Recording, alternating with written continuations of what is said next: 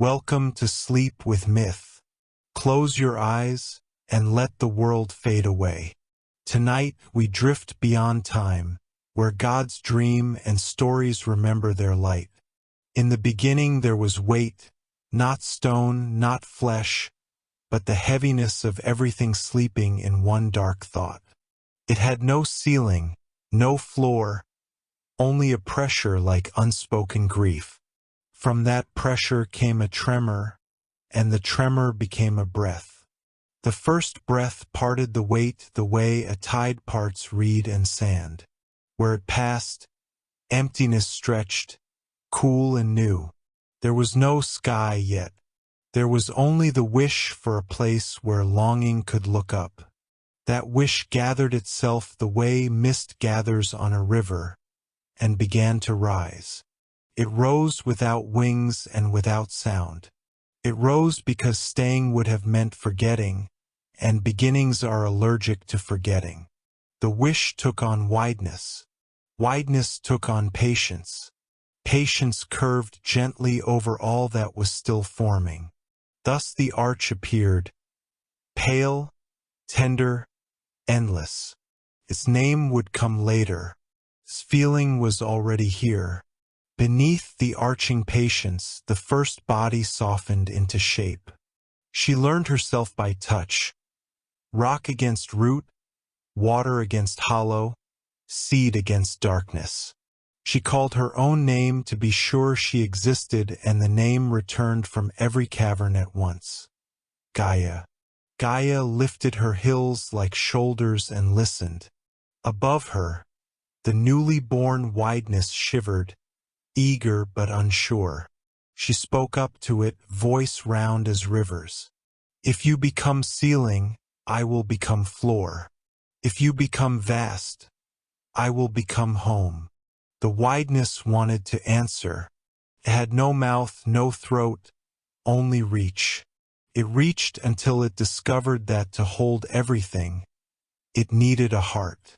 The heart it chose was distance. It beat once and color arrived.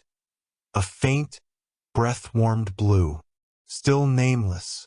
Still pure with not being called. Rise if you are meant to rise, Gaia said. I will hold you from below. From the blue's center came a tone. Not thunder, but the promise of it. The tone unfurled into presence, and presence into form, vast and clear. He was not above because he was taller. He was above because he was willing to lift. The gods would later call him Uranus, sky-made person and person-made reach. He looked down, which was also looking inward, for everything was still so close to everything else. He saw Gaia, and in seeing steadied. She did not bow. She opened. Their meeting was not fall and capture, but long breath answering long breath. I will be your quiet, Uranus said. His voice skipped across, becoming like swallows. I will keep open what might otherwise close. And I, said Gaia, will be your reason. Her voice planted itself in him the way mountains plant themselves in daylight. Between them, space found courage. The fear that all things would collapse back into the heavy thought loosened its grip. Above and below discovered they were not enemies but a single gesture, palms facing, holding a room for life to unfurl. Uranus learned his work. He learned how to be near without pressing down. He learned that shelter is not the same as shadow, and that distance is a kindness when things need time to become themselves. He shaped his silence into pathways for fire.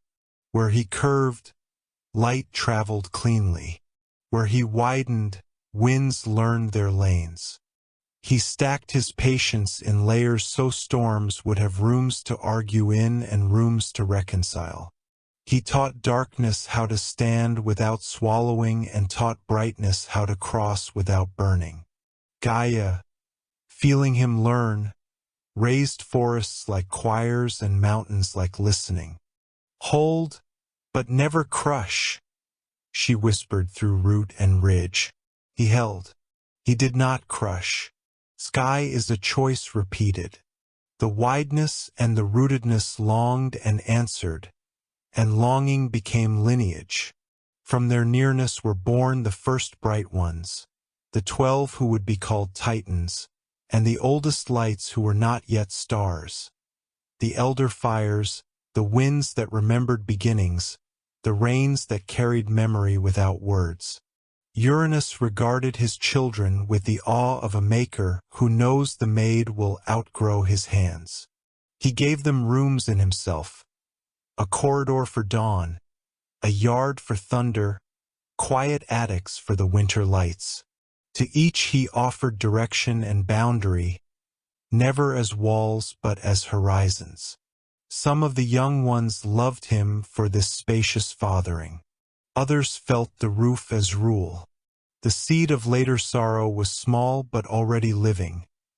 Every shelter risks being mistaken for a cage. There is a law beneath all other laws.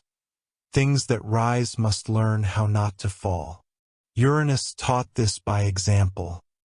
He bound himself to tending, to the long labor of keeping weight from returning to one thought. No chain held him, only promise. He walked his heights as a shepherd walks a cliff, testing ledges before letting morning place her feet there. He bent over the oceans and taught their surfaces how to mirror without stealing, how to shine without pretending to be light.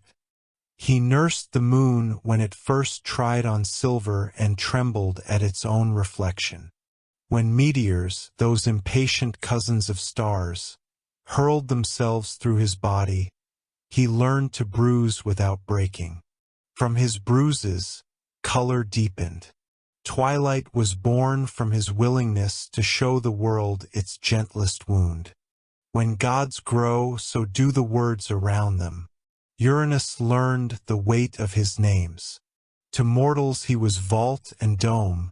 To poets he was thought and freedom. To the Titans he was father, a word that is half shelter and half door. He visited the far edges of his own body and listened to how beings spoke of him. Where sailors cursed him for calm, he invited wind. Where farmers cursed him for rain, he braided windows of blue. He did not change for praise or complaint. He remembered his work, to be keepable, to be kept, to keep. Yet names made weather in him. Endless, some called him, and he thrilled. Distant, others muttered, and he ached. Gaia taught him to receive both without tilting. Let them speak, she said. They are learning to live beneath a ceiling that does not fall. Storms tested the architecture. Lightning sought shortcuts across his patience, impatient to return to ground. Uranus did not forbid the bright spears. He taught them a grammar. If you must cross, then write, he said. Write quick letters the world can read before the letters go. Thus were born the first sudden understandings, those flashes mortals later call insight, messages from up to down that leave no paper, only changed eyes. The rain followed reading, punctuation made of drops. Thunder was the clap that ends a sentence and begins listening again. In these tempests, Uranus discovered a secret. Even chaos can be hospitable when given rooms and rules. The world slept safer for storms that knew where to live. As more beings learned their borders, sorrow discovered doorways. To be shaped is to be limited, and to be limited is to want. Uranus watched prayers rise, smoke, breath, argument. He wanted to answer all of them with wideness. He could not. Wideness is not wish-granting. It is capacity. He bent lower over deserts and let coolness gather. He stooped over grief and let night deepen until rest could find it. Sometimes that was enough. Sometimes it was not. He confided in Gaia. I can hold everything and still not heal it. You are not healing, she said, stroking a forest into being. You are the room where healing has time. In caverns where Gaia kept her toughest children safe, the Cyclopes with their single blazing gaze, the 100-handed with their laborious love, murmurs began. They felt ceilings press, felt heights disapprove of their unruly size. Whether that press was real or only the echo of fear hardly mattered. Resentment grows as quickly as truth. Uranus, sensing unrest, drew higher, a reflex older than wisdom. Distance can be devotion and also mistake. In his rising, some hearts read rejection. In their reading, more distance was born. The tragedy had not yet arrived, but its footsteps knew the path. Night came, her curtain not an end but a tenderness. Uranus loved her, for she taught him that presence need not be bright. Under her shade, mortals slept and dreamed of roofs that held and skies that opened. He reduced his shimmer to starlight and stayed. He always stayed. He mapped the long roads of constellations not to control fate, but to tell travelers, "Here I am." He marked seasons not to command harvest, but to say, "This is the rhythm of my breathing. Fold your work around it and be less afraid." From the far fields of time, a possibility drifted in like cold. Gaia could feel it in her roots. Uranus could feel it as a thinness in his middle. Change would not ask permission. It would come as a sharp thing born by a son who mistook room-making for refusal. But this was not yet that hour. This was the hour of beginning, when even fate listens for better ideas. Uranus leaned closer to Gaia and laid a final blessing over the newborn world. "Grow tall," he told mountains. "Grow kind," he told rains. "Grow brave," he told the little fires of the first hearths. "And if I seem far, know that I am only making more room." When dawn rehearsed her first entrance, Uranus widened one more time. The blue that had been wish and tone became certainty. Birds woke inside it and discovered flight. Clouds learned how to be heavy without despair. The sun, still young, tested his lanes and found them smooth. Gaia lifted her hills toward him, and between their reach and his patience the day stood up, not as a command, but as a possibility gladly taken. He was now what he had promised to be, the keeper of the skies, the father of distances, the tenderness of above. The world looked up and found not a lid, but a breath it could trust. After the first stillness of creation, when the breath of Uranus had stretched itself wide across the sleeping world, sound began to return, slow, deliberate, filled with the weight of new life. Beneath his endless arch, Gaia stirred. Her mountains exhaled steam, her oceans hummed a deep, tidal song. In that harmony, something restless began to grow, the desire to build, to continue, to be more than stillness. From that restlessness were born the Titans. They emerged like echoes given shape, vast, proud, and solemn. Each one carried a fragment of Uranus's patience and Gaia's endurance. They were not yet gods of rule or wrath, but of potential, pulsing with the quiet heat of beginnings. Oceanus was the first, a ring of blue wrapping the world, his laughter a tide that never ceased. Beside him came Tethys, whose hands wove rivers and whose tears became rain. Then came Hyperion, his hair gold with the first fire, and Thea, who taught brilliance how to glow without burning. Ceus and Phoebe arrived as thought and intuition, the twin currents of knowing. And then came Iapetus, who shaped the edge of destiny, and Crius, who stood between winds, anchoring direction. But not all their births were soft. The earth groaned beneath Rhea and Themis, who bore law and rhythm into existence. And when Mnemosyne came, memory herself, she bent light around her so that even gods would remember what silence once felt like. The youngest was Cronus, whose eyes gleamed with unspoken storms. His first breath came out as defiance. Uranus looked upon them all and smiled, his voice a slow roll of thunder across eternity. "You are the pillars of what will come," he said. "Hold the world gently, and it will last." But none of them yet understood the meaning of gentle. The Titans grew quickly. Strength found its home in them, and strength, like fire, demanded to be tested. Hyperion struck the horizon to see if light would answer. Oceanus churned his tides against the rocks to hear the sound of endurance breaking.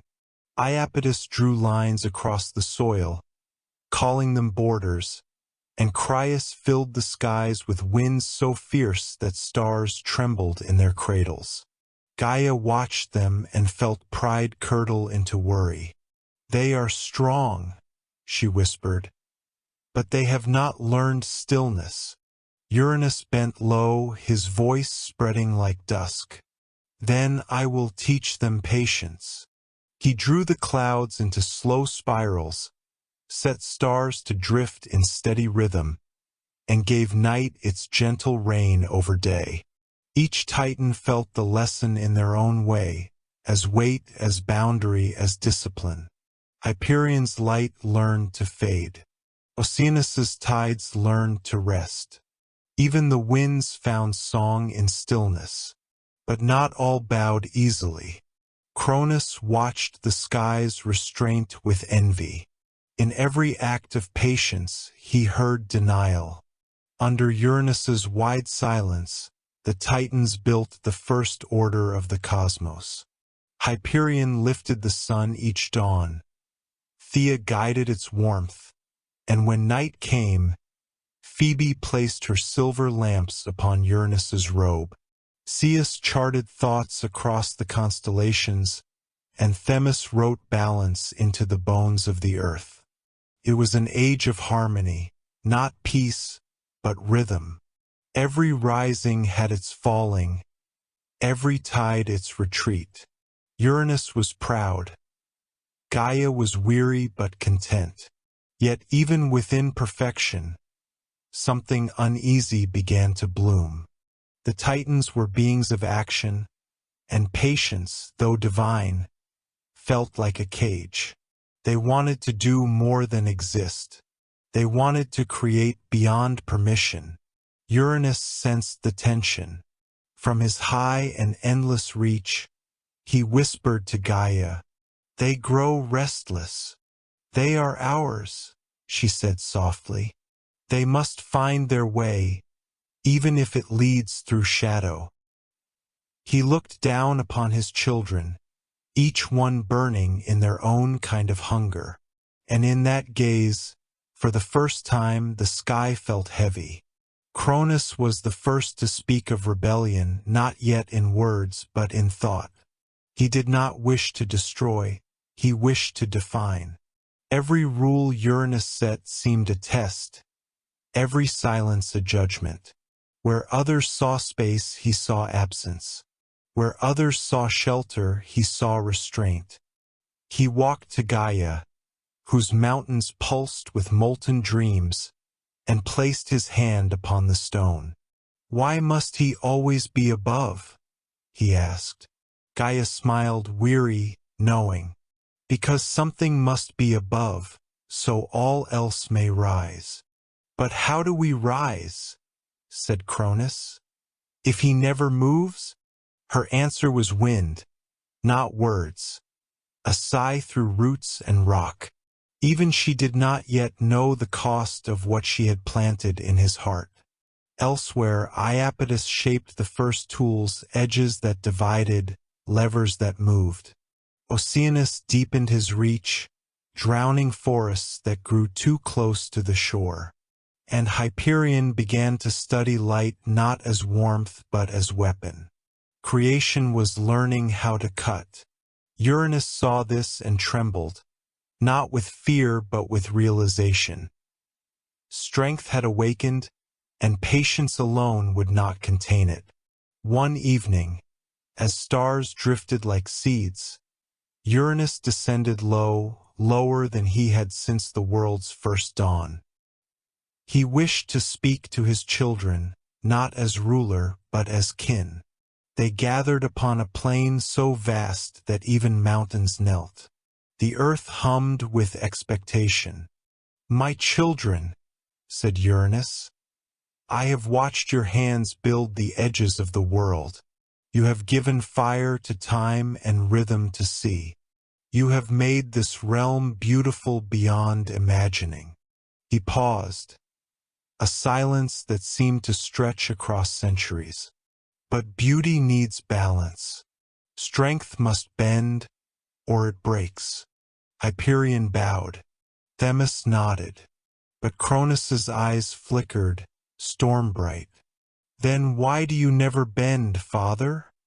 he asked. Uranus smiled, gently, sorrowfully. "Because if I fall, so does everything." The answer echoed through eternity. Some found comfort in it. Cronus found fury. Time passed, though time itself was still young, not yet measured by sun or shadow. The Titans filled the cosmos with their labors. They carved the first paths for rivers, raised mountains, and set the moons into dance. But the more they shaped, the more they wanted to rule what they had made. Gaia felt the shifting under her skin. Her dreams grew darker, filled with murmurs of chains, of sons who would one day wound the heavens. Yet she did not wake. She loved them too much to stop them, and love, in its purest form, is often the first accomplice of tragedy. Uranus stood above, patient as stone, radiant as ever, but inside he had begun to ache. He saw Cronus watching him from the high peaks, saw the glint of curiosity in Iapetus' tools. He heard the slow, secret beat of a new word being forged in their hearts: change. Still, he did not descend again. Still, he believed patience could heal anything. The winds of destiny stirred. The sky held its breath. And below, among the roots and the whispering fires, time itself began to listen. For countless ages, the sky remained patient. Uranus stretched wide across the newborn world, his body the very fabric of calm. Below, Gaia bloomed endlessly, her forests like prayers, her mountains like memories of the first light. All was rhythm, but within rhythm hides repetition, and within repetition, longing. The Titans had grown vast. Their laughter rolled like thunder. Their steps shook valleys into rivers. And in their hearts, a quiet unease began to whisper. If the sky never moves, how far can we truly reach? Uranus watched them with the weary pride of a father who knows his children will one day walk where he cannot follow. His silence, once divine, had begun to sound like distance. Patience is not peace. It is effort disguised as stillness. For Uranus, each day was labor. He kept the stars steady, the winds gentle, the balance between light and dark precise as breath. Yet with each passing night, the stars whispered differently. Their patterns began to twist. messages written by fate in trembling lines. He listened. "Change is coming," they murmured. "Even the eternal must turn." Below, Gaia felt the same truth. The roots of her mountains groaned. Her rivers overflowed with emotion she could no longer contain. She loved Uranus, yes, but his weight pressed heavy on her dreams. Creation itself demanded movement, and he, in his perfection, would not yield. When they met in the hush between dusk and dawn, their words carried the tenderness of exhaustion. "You no longer look down," said Gaia. "I fear what I might see," said Uranus, "and I fear what I can no longer bear." The silence that followed was not empty. It was a decision still forming. Cronus stood apart from his kin, a shadow beneath the stars. He had inherited both of his parents, Gaia's endurance and Uranus's reach, but neither felt enough. He longed to act, to shape fate instead of obeying it. The other titans, strong yet hesitant, murmured among themselves. Hyperion's light flared restlessly across the horizon. Oceanus's tides pulled too far, flooding valleys. Even Themis's sense of balance began to tremble. "Why do we build?" Cronus asked them. "If we are forbidden to rule?" No one answered, but none denied the question. One night, when the stars burned especially close, Gaia came to him. Her eyes glowed with the sadness of inevitability. "Mother," Cronus said, bowing low, "why do you call me when the sky still watches?" "Because you, my son, are the only one who dares to look up," she said. Her voice shook the caverns where she hid her deepest thoughts, the thoughts even Uranus could not hear. "Something vast must move," Gaia whispered. "The sky has forgotten how to breathe. You must teach it to remember." Her words carried both love and doom. In the hollows of the earth, Gaia began to dream not with hope, but with purpose. Her dreams condensed into form, iron born from sorrow, stone shaped by grief. She formed a sickle, curved like the moon's first light. Its edge hummed with silence too sharp to name. It was no weapon of rage, but of necessity. Creation, after all, must sometimes cut to continue growing. Cronus held it in both hands and trembled. "Will this make me free?" "It will make you responsible," Gaia answered. "Freedom and burden are the same." Above them, Uranus felt a ripple in the wind, a tremor of prophecy. The air thinned. His patience, though vast, began to fray. He descended, unknowing that his descent would be his undoing. It was night. The sky lay heavy and full, its stars flickering as if uncertain whether to stay or fall. Gaia rose to meet him one last time, the mountain peaks lifting her like arms toward a reluctant embrace. "My love," Uranus said, voice breaking through clouds, "why does your heart beat so fiercely tonight?" "Because," Gaia answered, "it is the sound of something ending and something else beginning."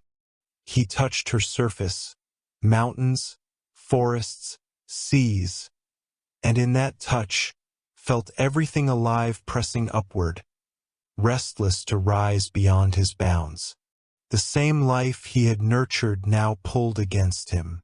"I made room for all of this," he said, sorrow cutting through every word. "And now you must make room for change," she replied.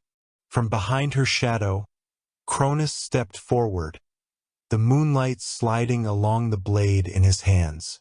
There was no war, only stillness. Cronus lifted the sickle, not in hatred, but in trembling duty. The blade met light, and light screamed. Uranus's body shuddered across the heavens. His blood became meteors, his breath turned to storms.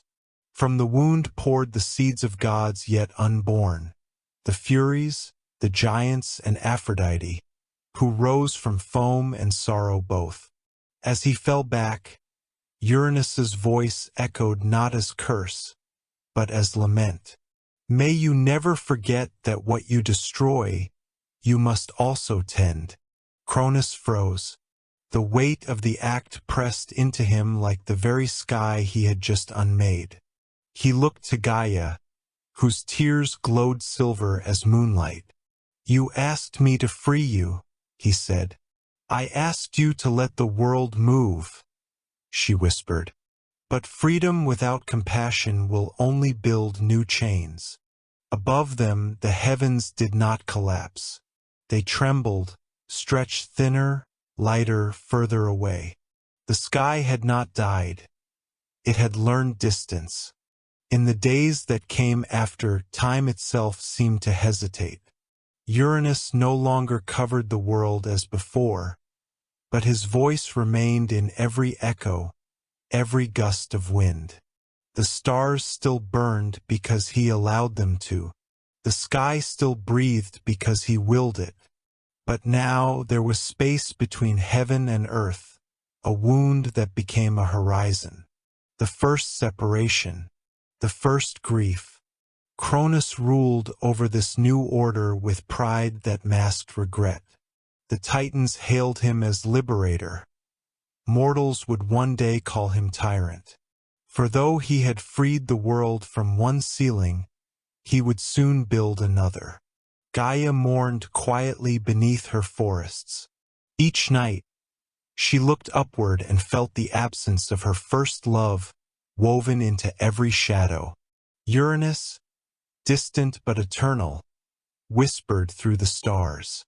Even in falling I remain, he said.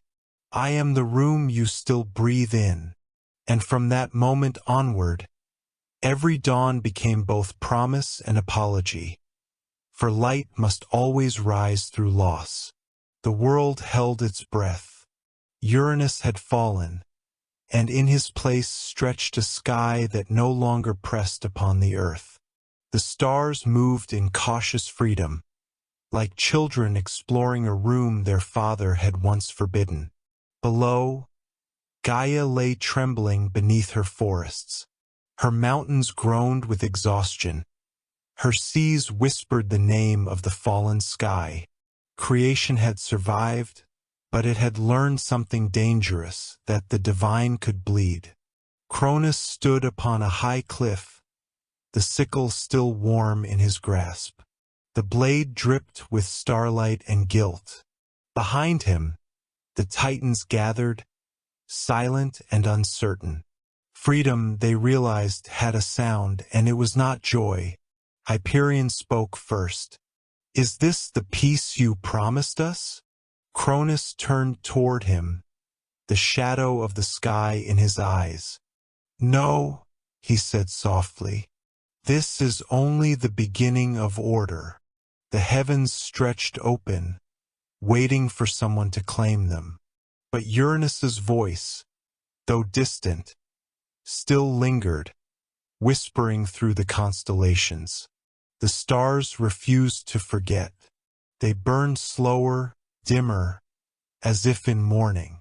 Cronus, unwilling to hear the sky's echo, built his throne deep within the earth's embrace.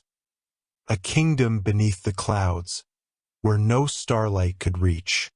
His brothers and sisters bowed to him, but their eyes held the same question Gaia had once whispered.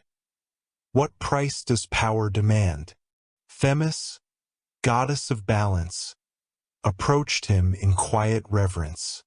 You have unmade your father, she said. Now you must build what he could not, a world that breathes. Cronus stared at the sickle lying beside him. Its edge had dulled, but its shadow had not. I will build it, he promised. but I will decide when it should stop breathing. And with those words, time itself began to stir. Before Cronus, all moments had flowed together, a single, endless now. But in his hands, time split like a river. Past began to whisper behind him, and future shimmered faintly ahead. It was both gift and curse.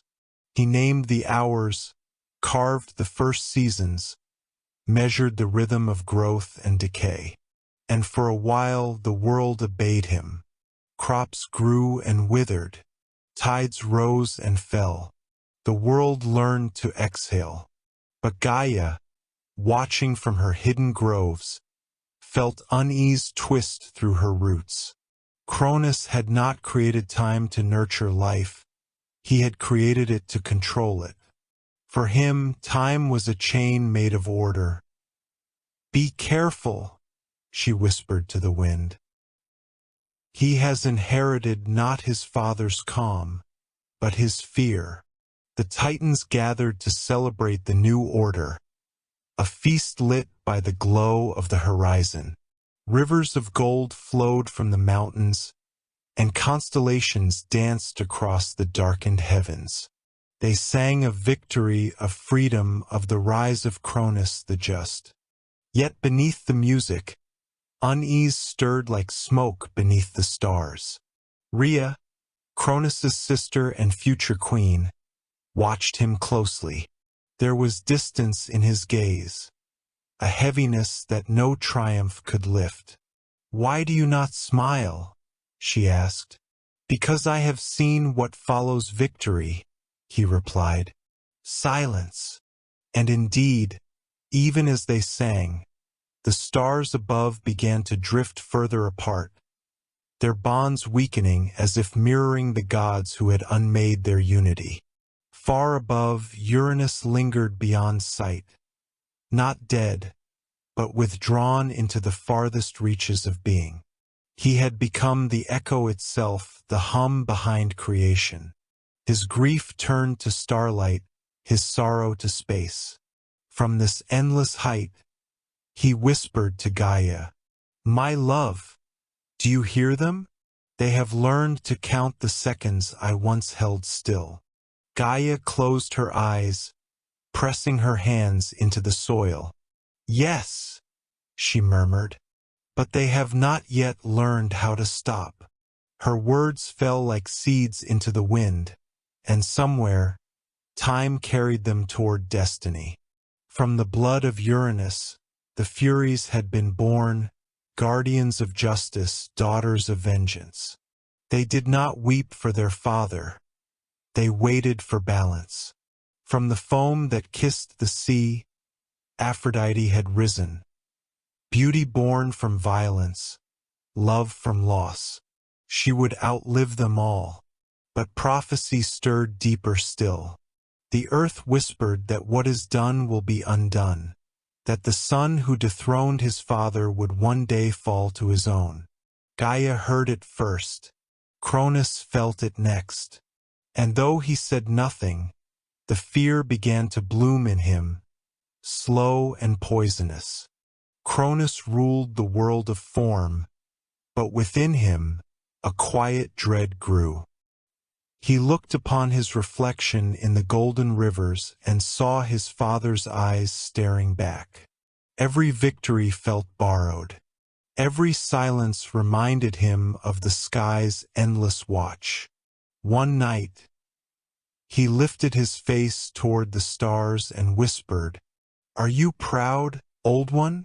The wind did not answer.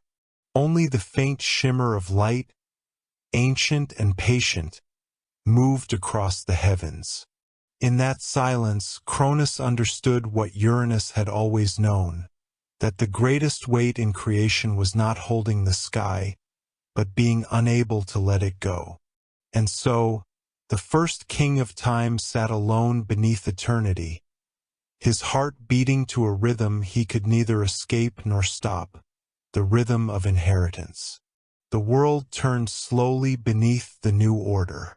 Cronus sat upon his throne of stone and silence, a crown of stars circling his head, not in glory, but in memory. The Titans ruled the heavens and the earth, but their laughter had dimmed. What was once freedom had become routine, and what was once victory had become vigilance. Cronus ruled with calm precision. Each sunrise obeyed his command, each season bent to his rhythm. But within the measured perfection of time, the world began to lose its dream. Children of the Titans whispered of moments that vanished too quickly, of nights that felt shorter than before. Mortals, still newborn in the eyes of gods, began to feel the weight of passing days. And Gaia, their mother, listened to the rhythm of the earth and realized time, as it now flowed, had begun to devour its own children. Cronus would often stand alone in the gardens of the sky, the same place where he once looked up in rebellion. Now he looked down instead. Each night, he saw reflections of his father's eyes within the constellations. Patient, unblinking, eternal. The prophecy whispered through the soil beneath his feet, the same prophecy Gaia had heard. He who dethrones his father will be dethroned by his own. At first, Cronus had dismissed it as the remnants of guilt. But guilt, like a seed, grows even in stone. He began to watch Rhea, his sister, his queen, with eyes that no longer saw love, only potential rebellion. And when she bore their first child, a son wrapped in divine gold, Cronus's hands trembled. The child's cry echoed through the halls of the Titans, pure and eternal. But to Cronus, it was not the song of life, it was the echo of prophecy. On the day of his son's birth, Cronus stood before Rhea. Her arms cradled the child, his light soft as morning mist. "His name," she whispered, "is Hestian." Cronus smiled, but there was no warmth in it. He took the child into his arms and felt time shiver. Fear is a quiet god, but a persistent one. In a single motion, Cronus opened his mouth, and the newborn disappeared into eternity. The earth shook, the heavens went silent, and time held its breath, horrified by its creator. Rhea screamed, but her voice could not reach beyond the veil of time. The other Titans looked away, for they knew, once a god acts from fear, even immortality cannot save him from consequence. Thus began the age of devouring, not of hunger, but of terror.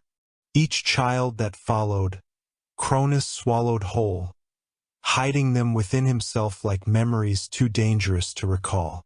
One by one, Hestia, Demeter, Hera, Hades, Poseidon, each became a silence within his heart. Cronus did not sleep. Every time he closed his eyes, he saw the future. His children growing within him, their dreams pressing against the walls of eternity. He would wander through the halls of his own kingdom, hearing faint voices echo in the stone.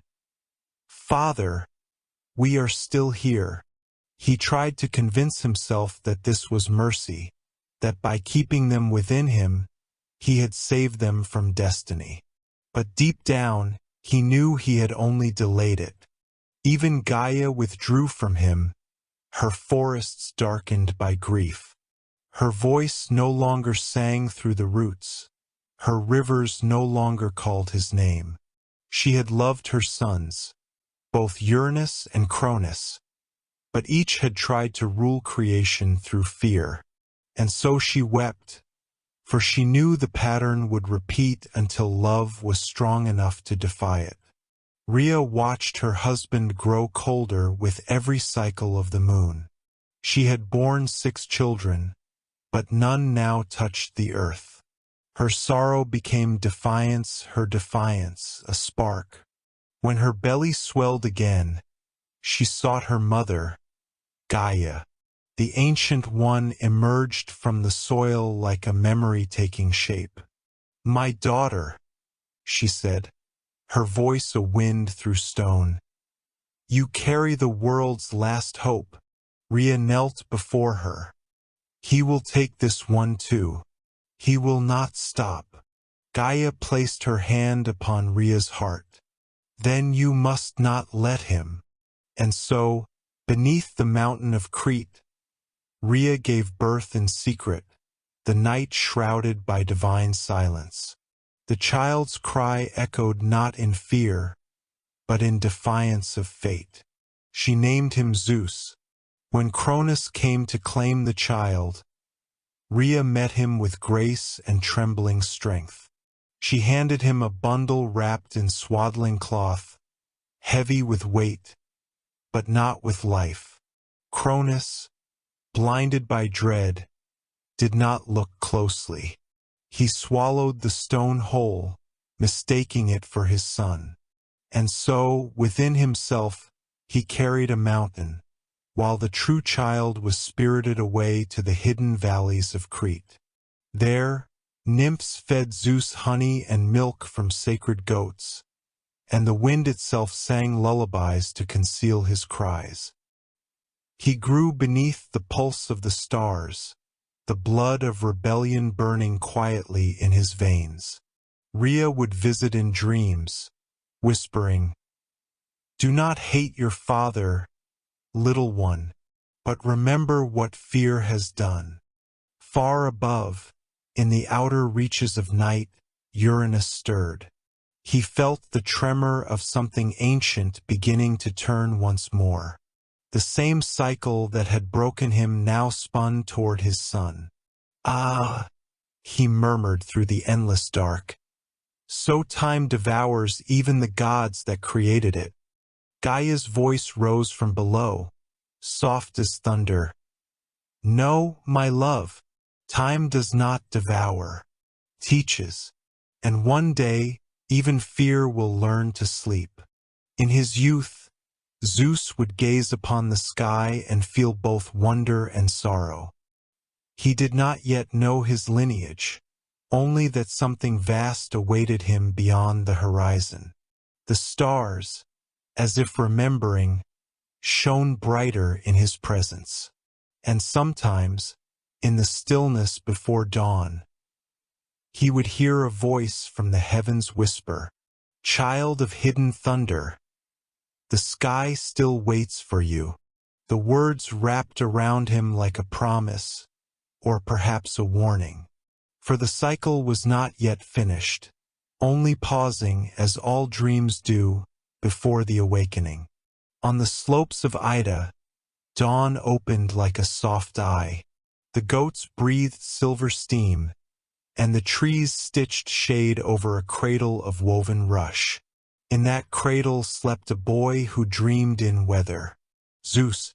The nymphs had learned his breathing, how it called clouds to gather and let them go. When he smiled, the wind changed direction. When he cried, the rock listened. He did not yet know his name, but the sky did. It leaned lower each morning as if to remember itself. Far above, the distant hush of Uranus trembled, not from fear now, but from aching recognition. He had once covered all things. Now he kept his distance so they could grow. Yet here was a child whose ribs held room enough for storms and mercy both. "Little one," whispered the old sky through the paling stars, "walk gently. The world is a bruise that learned to sing." Zeus learned patience by watching bees measure the mouth of every flower. He learned strength by seeing rivers refuse to hurry. He learned justice from the way night returned the world to itself. The Curetes beat their shields when he cried, dancing a clangor that hid him from the ears of fear. Amalthea fed him milk that tasted like mornings after rain.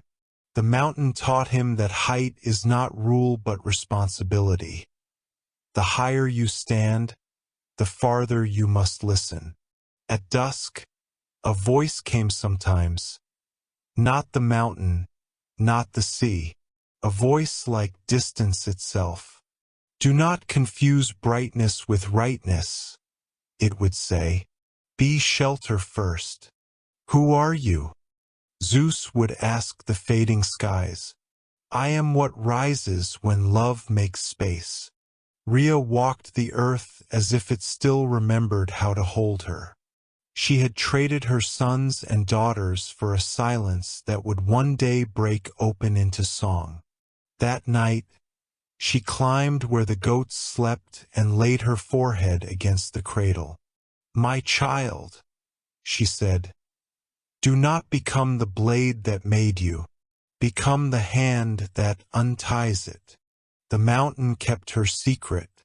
The wind swallowed her grief and returned it as gentleness. Time went on counting itself. Cronus kept his palace clean of destiny, swallowing even the dust motes that dared to glow. The stone he had mistaken for a child lay inside him like a stubborn truth. Prophecy is patient. It does not argue. It arranges. When Zeus came of age, Gaia opened a hidden door in the roots of the world and sent him along a corridor of memory. There Métis waited thought-given grace. A king made by fear is a prison, she said. A king made by listening is a sky. She placed in his palm a draught brewed from counsel and courage. Carry this to the table where your father feeds himself on futures. And then let love remember its name. Zeus came to Cronus not with a spear, but with humility. He wore a traveler's cloak and the dust of long roads. In the hall of seasons, the air ticked softly, winter rehearsing in the shadow of summer. Welcome, said Cronus, always polite. You are late to my age. I have only now learned its door, Zeus replied. He poured the cup Métis had given him and held it out like an apology. To your health, Lord of the measured world. Cronus drank. For the first time since he learned fear, he slept. Sleep is the true judge. It opens what mouths cannot. From within the king, a procession began. First the stone, bright as stubborn mercy, then the swallowed children, not dead but waiting.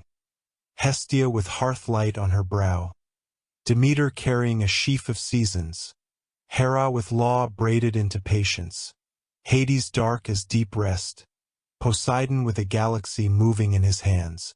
They came out not as vengeance but as breath, each inhaling the room they had been denied. Rhea's cry filled the hall like dawn. Cronus woke to a world he had tried to keep unfinished and understood at once. Time cannot own what it fears. They did not begin with war. They began with bread. They sat together, the once swallowed, and ate what the earth had saved for them.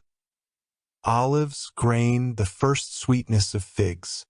Zeus poured water for each and said nothing until the cups were full. I do not want a father's fall to be our first law, he told them. Let our first law be keeping. Hades regarded him as if measuring a room. Poseidon smiled the way tides smile at a moon. Hera did not smile, but her gaze steadied the plates. Hestia warmed the air without flame. Demeter's silence felt like spring taking notes. Brother, said Poseidon at last, what do you ask? Not fealty. Fellowship, Zeus answered. Not roofs that crush, roofs that breathe. Rhea touched his shoulder as if blessing a doorframe. Build wide, she whispered, and accept that even love will sometimes need distance. They went to the edge of the world where night keeps its key and swore not allegiance to Zeus, but to a shape of rule, justice that arrives as shelter, power that arrives as restraint. The river Styx rose to witness, a dark ribbon that remembers every promise. If you break this, she said, your voices will become storms that no ear can bear. They touched her water and felt gravity learn their names. Above them Uranus brightened, not a command, a consent.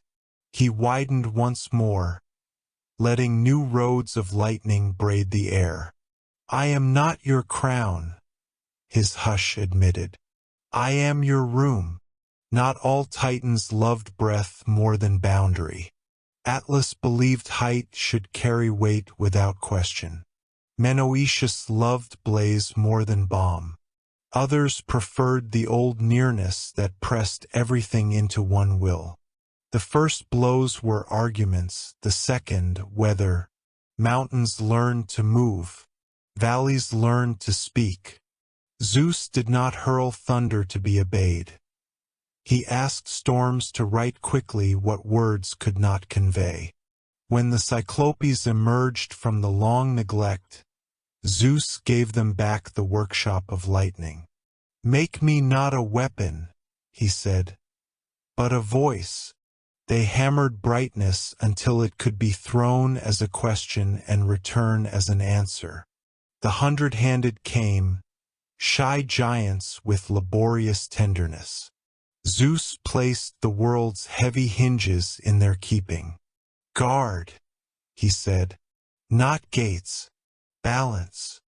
In a quiet hour between battles that were mostly misunderstandings, Zeus climbed a ladder of winds and stood where stars know they are stars.